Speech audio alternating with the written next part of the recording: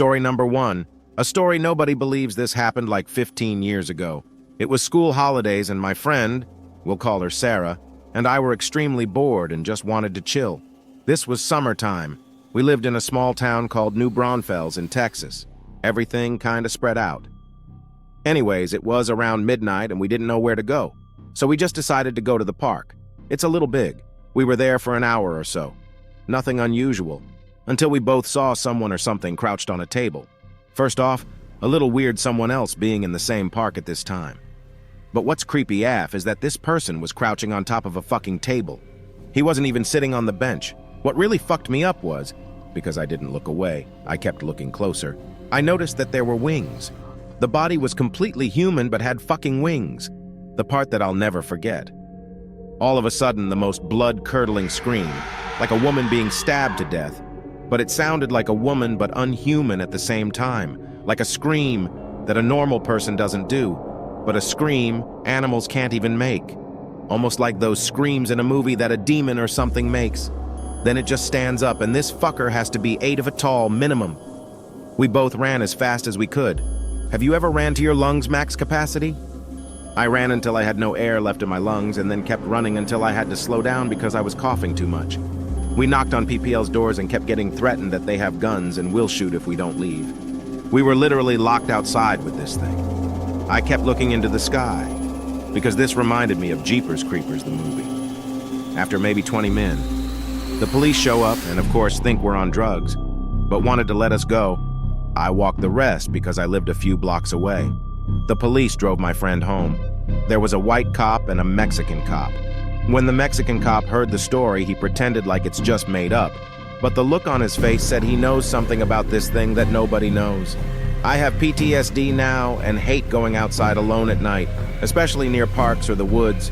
Weird PPL don't really scare cops. Animals don't really scare cops, but you know it was something much worse if a cop lies and can't keep a straight face because of fear. Like I said, it's a story that happened, and I remember clear as day, but a story nobody believes. Story number 2. When I was 7 or 8, my family moved into a brand new house in a DC suburb. New construction, brand new everything. I was terrified in that house. I couldn't stand to be alone upstairs, even in the daytime. It just felt like I wasn't alone. My bed would rock back and forth as if someone was standing at the foot of it, pushing it back and forth.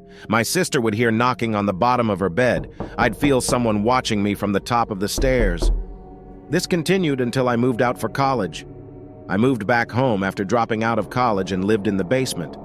My then boyfriend was staying over one night, and the light in the living area came on its own. After we turned it off and closed the door opened on its own. He refused to stay over after that. A few years later, my then boyfriend and I were married and living 8 hours away. I was very pregnant and went to DC to see my mom. My dad was away on a business trip, so it was just her and my younger sister in the house. I was lying on the couch and my mom was at the grocery store when I heard the creaking of someone coming down the stairs. And in the reflection of the glass over the fireplace, I could see bare feet standing at the entrance of the living room. Assuming it was my sister, I told her to come give me a hug. The feet turned and walked towards the kitchen. I got up and went through the other side of the living room to greet her, and there was no one there. I then remembered that my sister was at work. My parents have since retired and moved away from the DC area, and I haven't been to that house since. I'm living in a farmhouse built in the 1800s with my kids now, and don't feel as nervous and uncomfortable as I did back then. I still feel like, I don't know, maybe it just had high EMF frequencies there, or some kind of explanation for what I experienced, but I just don't know. Story number 3. A few years ago, I was walking through the woods off the beaten track a bit, and I smelt this really overpowering sweet smell. Being nosy, I pulled back the undergrowth to have a look and found a dead body. The guy had clearly been there a while and wasn't looking great, all swollen and green and black with various runny bits. The local wildlife had also been dining well for a few days. I called the police, who told me to wait with the body until they arrived. Being in the middle of nowhere, it took a while for them to arrive, and it got dark, and I was just sat there in the dark with him for a long time. It turned out he had committed suicide. For a long time afterwards, I had dreams about him, and he would talk to me and not nice things. Mainly about how he was angry I had disturbed his resting place and he wanted me to kill myself. Probably just my imagination, but all pretty disturbing at the time. He still turns up in my dreams from time to time, and no doubt will be tonight after typing this. Story number 4. About 2 years ago, I was driving home from a family reunion pretty late at night, and the drive was about 2 hours. I didn't stay the night because I had to be back for work the following day. Most of the drive was on roads with dense bushes and trees on either side, the real creepy ones you see a lot in movies. Anyway, I had been driving about 45 minutes, and I was starting to get really tired. You know how sometimes you just suddenly become really tired, out of nowhere? Well, yeah, that happened to me. I knew I wasn't going to last, but I didn't come across any place that I felt I could park and safely sleep. Anyway, after it became clear to me that I wasn't going to find a place to pull up, and my tiredness wasn't going away, I did something very questionable. I pulled over to the side of the road onto the grass, behind some bushes, to try and hide my car from anybody else who was going to come past. The roads weren't empty. I came across another car every few minutes or so. I made a mental note that the time was 11:22 and then fell asleep. Sometime later, I was awoken by a scratching sound. I looked at the clock, 11:50. The sound stopped after a few seconds, and because I was still extremely tired, I didn't bother looking around and simply went back to sleep. I was later awoken by the same sound, and it was now 12:40. This time it really freaked me out because the sound didn't stop. The thought ran across my mind that it was just an animal inspecting the car, but why would it return almost an hour after it had left the previous time? I looked in my rear-view mirror and just managed to catch a glimpse of something running away into the forest. Now, at the time, I thought it was the damn hook killer. You know, the one that scratched that couple's car and then slaughtered the guy when he got out to investigate? Fuck that, I thought to myself. So I got the hell out of there. There was a bend no more than 100 yards up the road, and as I came around it, there was a fucking car parked off to the side of the road with the driver's side door open. I slowed down just to look to see if anyone was in there. There wasn't. Then I looked in my rear-view mirror. I didn't see anything, and all of a sudden, this guy comes sprinting around the corner. He starts screaming at me, shouting stuff like, hey you, get the fuck out of your car, now. I noped the fuck out of there and sped off. I never saw the guy again. Moral of the story, don't fucking sleep on the side of a deserted road. Story 5. This is not supernatural creepy, but is one of the more disturbing and surreal experiences of my life. One early morning a few short years ago, I am walking to my bus stop and eating a banana. It is dark, misty, around 5 a.m., and I am internally debating something trivial, like if I want my daily Starbucks before or after the commute.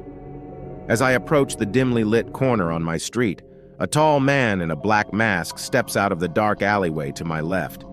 Sleepy and disoriented, I barely acknowledge him. When he shouts, "Put down your fucking purse," and points his gun to my head, things start to click. The man says, "Put down your bags," and I tell him, Okay, I'm putting them down over here." He orders me to walk over to him, toward the alley, and get down on the fucking ground, and I agree, "I'm coming, okay. My heart is beating 1,000,000 miles a minute, and my hands still smell sticky with banana. I know I need to get away. I don't know why, but my mouth won't stop working. "Look, see, I'm on the ground. My stuff is over there. Please just take my stuff." But he doesn't like it. "Shut the fuck up, okay?" He gets on top of me and puts the gun to my head. At this point, I should mention the fact that I'm on my way to coach a high school practice and I'm dressed like a dude. Huge baggy pants, hat, jacket. If not for my telltale voice, I'd look like a prepubescent 90s rap star. Anyway, as the guy gets on top of me, gun to my head, he looks at me and pauses. I can't tell you why I know this, but I swear that at this moment, it clicks for him that I'm a woman. He gets off of me, stands up and points to the dark alley. "Come with me." My stomach hurts. I remember that there have been a recent rash of sexual assaults in my neighborhood, during the daytime no less. When the man points down that dirty alleyway, my internal voice speaks the fuck up. Says voice #1. "There was no way in hell you are going to go down there without a fight." "But he has a gun, you dipshit," replies voice #2. "Fucking follow me." The real voice, his voice, hollers, So I do what I do best. I talk. "I'm coming, I'm following you," I call. And the man makes a crucial mistake. He believes me. I take 1, 2 tiny steps backwards toward the sidewalk, and he turns his body and his gun toward the alley. This is my moment.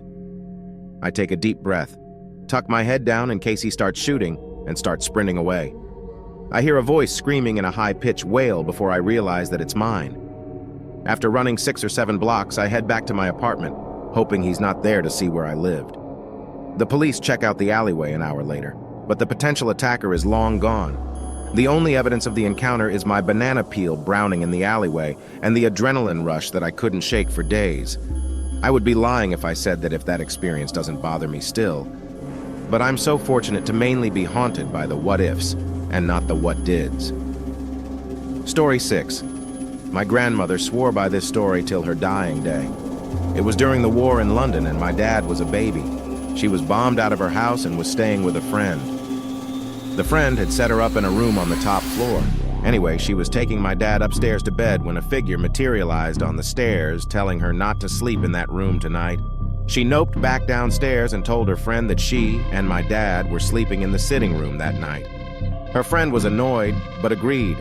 That night, a bomb exploded near the house, and the roof caved in right on top of my dad's cot. He would have been killed.